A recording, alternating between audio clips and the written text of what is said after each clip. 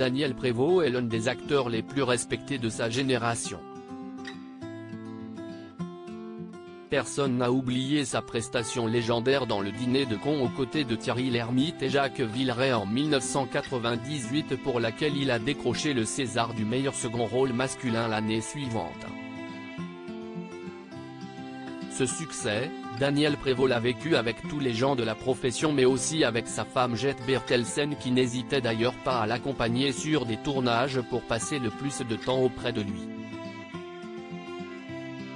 Jusqu'au drame.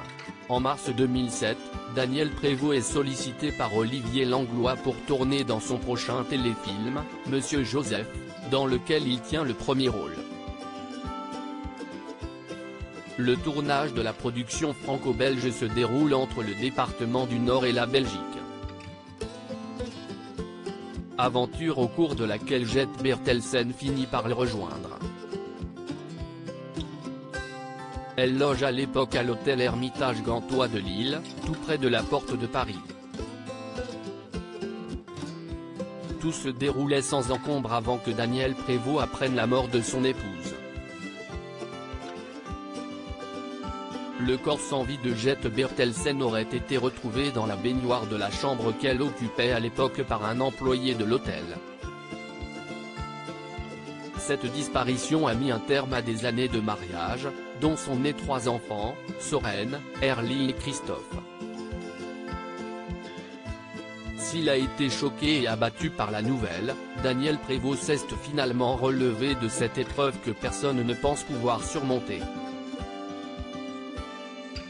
Sa force, il l'a trouvée dans le cœur de ses enfants, dans l'écriture d'un livre, Tu ne sauras jamais combien je t'aime, publié aux éditions du Cherche Midi en 2018 en l'honneur de sa défunte épouse, et dans la vie en général.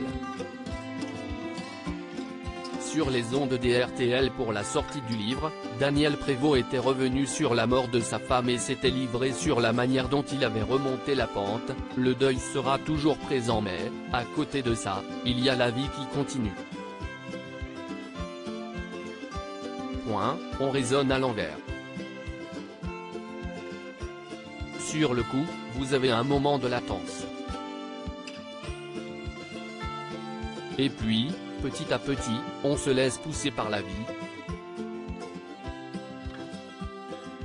Et on se dit il faut que je continue à vivre. Une règle qu'il est déterminé à suivre jusqu'à la fin de sa vie.